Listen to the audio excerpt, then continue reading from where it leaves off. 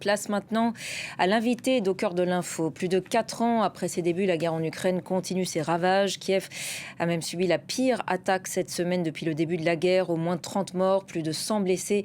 Dans la nuit de mercredi à jeudi, la Russie va continuer à maintenir la pression sur Kiev, indique le Kremlin.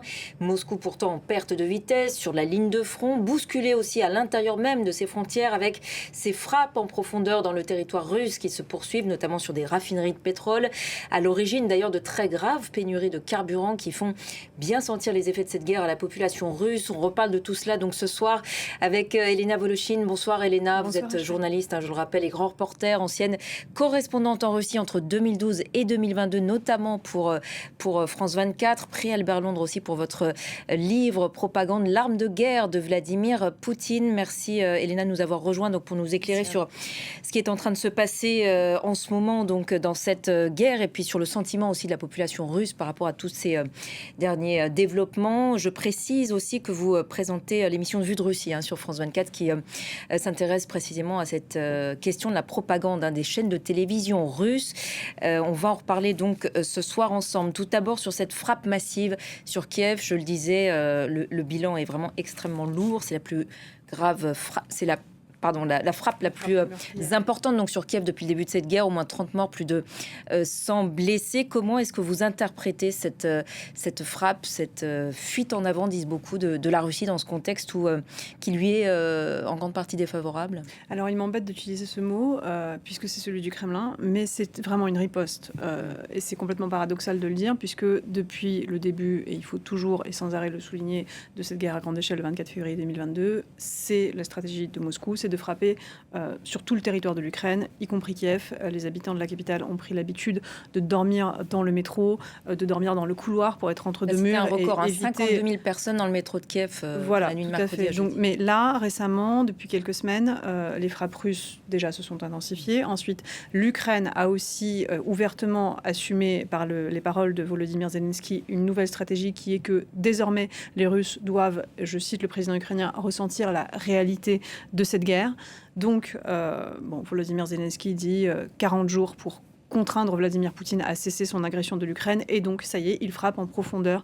Il a les moyens aussi de le faire sur le territoire russe. Et donc, Vladimir Poutine dit c'est une vengeance, c'est une riposte. Évidemment, ça ne l'est dans l'absolu et dans les grandes lignes absolument pas, puisqu'il ne faut pas oublier qui attaque et qui se défend dans cette guerre. Mais c'est vrai que l'intensité, la montée en puissance, l'ampleur de ces frappes nous laisse à penser que oui, c'est une escalade et c'est une réponse au fait que maintenant l'Ukraine s'est désinhibée dans son envoi de drones qui font aussi des victimes civiles maintenant plus en profondeur aussi côté russe, puisqu'à cause du brouillage, notamment les drones qui visent des infrastructures pétrolières peuvent tomber aussi sur des maisons.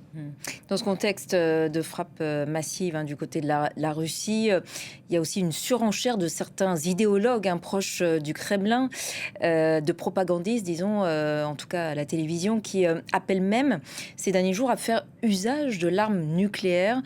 Il s'adresse à qui, là ? Il s'adresse à leur auditoire déjà.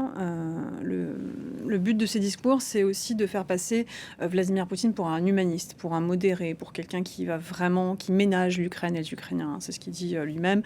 Par exemple, d'ailleurs, lorsqu'il a lancé cette nouvelle campagne de frappe en profondeur, le ministère russe des Affaires étrangères a émis un communiqué disant nous avons jusqu'à présent respecté le droit humanitaire international, mais maintenant nous appelons les habitants de la capitale à évacuer et les diplomates à évacuer leur représentation diplomatique, parce que là, maintenant, on va se lâcher.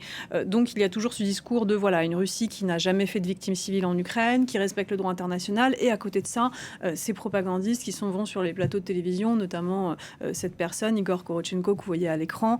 Il est rédacteur en chef, directeur de la rédaction d'un grand magazine de défense nationale, et donc, lui qui dit, maintenant, il faut frapper le cœur du nazisme ukrainien, Lviv, la capitale où est née l'Ukraine indépendante en 1941, qui s'est alliée avec l'Allemagne nazie Donc pour le combattre Kremlin la les Pologne laisse parler, soviétique. disons, pour terroriser là aussi C'est le mot la d'ordre, population en fait. ukrainienne. C'est ce qu'ils doivent dire. Alors, ils ne s'adressent pas aux Ukrainiens, ils s'adressent plus aux Russes pour dire, en fait, jusqu'à présent, nous étions dans la retenue. Et ils préparent aussi, quelque part, l'opinion publique russe à une montée en puissance, à une escalade. Pourquoi pas à l'emploi réel, finalement, d'une arme nucléaire tactique. Va savoir, Vladimir Poutine, il dit, je veux créer une zone de sécurité à la frontière. Je veux créer une zone sanitaire où il n'y a plus rien qui va pousser et plus aucun bétail ne va paître. Donc, c'est pas complètement exclu, si vous voulez, de ce scénario non plus. Mais c'est vrai que ça fait partie de la menace, de la dissuasion.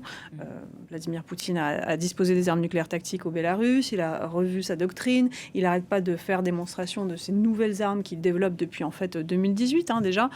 Ces super armes censées lui garantir la victoire quoi qu'il en soit, quoi qu'il arrive sur le front. Donc, il y a toujours ce fond, si vous voulez, propagandiste. Et est-ce que on va avoir recours à l'arme nucléaire. Est-ce qu'on a des indices qui nous permettent de tirer des conclusions sur ce que la population russe pense à ce sujet par rapport justement à ces discours extrêmes? Comment est-ce que c'est reçu, ce genre de propagande? Si vous voulez, sur l'arme nucléaire notamment, j'en ai pu en discuter. Encore une fois, ce n'est pas nouveau. Donc, même quand j'étais en Russie avant 2022, lorsqu'il y avait notamment le défilé des missiles stratégiques sur la place rouge le 9 mai pendant la parade militaire, les Russes étaient très fiers en disant, voilà, si l'OTAN nous attaque, eh ben, on aura de quoi détruire la moitié de la planète. En fait, en disant toujours que la Russie se défend.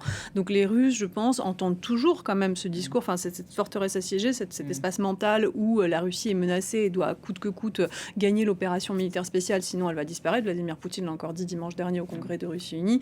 Il faut une Russie forte, sinon il n'y aura plus de Russie. Eh bien, les Russes entendent toujours ce discours. Il arrive toujours à fédérer ou il y a une défendre. lassitude par rapport à cette Il y a guerre, une lassitude, par rapport à tout ce dont on a beaucoup parlé sur cette antenne, notamment la pénurie hallucinante de carburant, on peut le dire, avec ces frappes ukrainiennes sur de très nombreuses raffineries. Je crois que 40 des 89 régions de Russie sont touchées par ces pénuries de carburant, à tel point que Moscou doit aussi se tourner vers l'Inde. Toutes les régions, sauf celles de Tchukotka, sont touchées. Voilà, on a d'ailleurs entendu sur notre antenne dans la semaine dans le monde, dans notre émission de 19h10, un député de la Douma qui émettait des critiques par rapport à tout cela. Ça aussi, c'est nouveau? Oui, alors ça, évidemment, ça c'est nouveau. La crise du carburant, elle est sans précédent. Non, mais ces critiques, justement, de la part des députés et ces voix...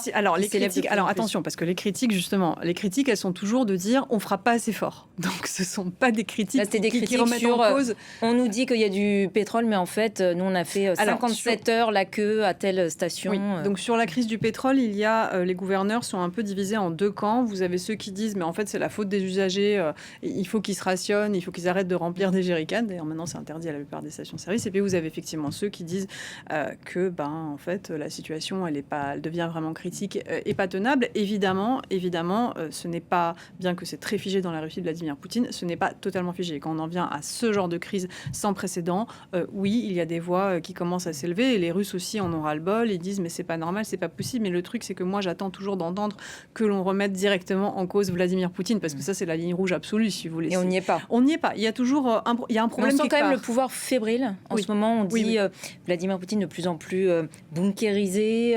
On le sent. Oui, non, mais ça c'est une évidence. Il est totalement fébrile.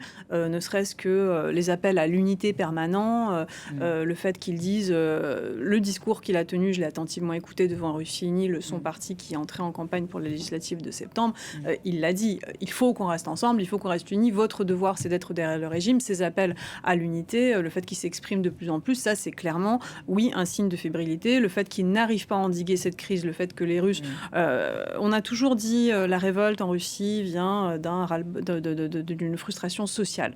Là, c'est extrême, quoi. Vous pouvez plus remplir votre bac d'essence, enfin c'est vraiment avec les coupures d'internet, et là c'est pire que les coupures d'internet, évidemment, ça exacerbe la colère. Donc à quel moment, en fait, Vladimir Poutine doit éviter, il marche sur cette ligne de crête, tant que les Russes sont en colère, mais pas contre lui, contre justement les gouverneurs, le patron de la station essence, que sais-je, les Ukrainiens. Mais la guerre, c'est la sienne, et ça, les gens le savent. Oui, mais non, non, ils pensent que Vladimir Poutine n'avait pas d'autre choix, c'est ce qu'on leur martèle depuis le début de cette guerre. Nous n'avions pas d'autre choix, nous devions nous défendre. En fait, c'est vous devez tenir parce que la Russie est en train de se défendre. Et ça, je sais que c'est ahurissant vu de l'extérieur, mais c'est vraiment ce dont les Russes sont persuadés. Donc, il faut juste pas que ça se retourne contre lui, ou finalement, cette subconscience qui est sans doute là, que en fait, tout ça pouvait être évité, ne viennent à la surface et que les Russes... Voilà. Alors après, même s'ils ne sont pas contents, ça il faut quand même le préciser aussi, il y a ça ne veut pas dire qu'il y aura une révolte.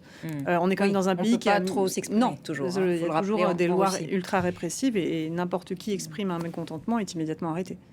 Et ce coût de la guerre aussi qui pèse de plus en plus sur les familles russes, ça aussi il faut en parler. Non seulement le coût économique, ça on le sait, tous les indicateurs économiques sont en berne, mais aussi ce chiffre peut-être qu'on peut commenter ensemble, divulgué cette semaine par le Center for Strategic Studies, qui parle de 2 millions de morts parmi les militaires dans cette guerre, 1,4 million seulement pour les pertes. De morts et de blessés. De morts et de blessés, voilà, parmi les pertes russes, 9 fois supérieur au nombre total de morts russes, tout conflit confondu depuis la Seconde Guerre mondiale. Ça, les Russes en ont conscience ? Non, je ne pense pas qu'ils en ont conscience. Alors, faut faire attention un peu avec les chiffres parce que là, on est, je pense, sur une estimation.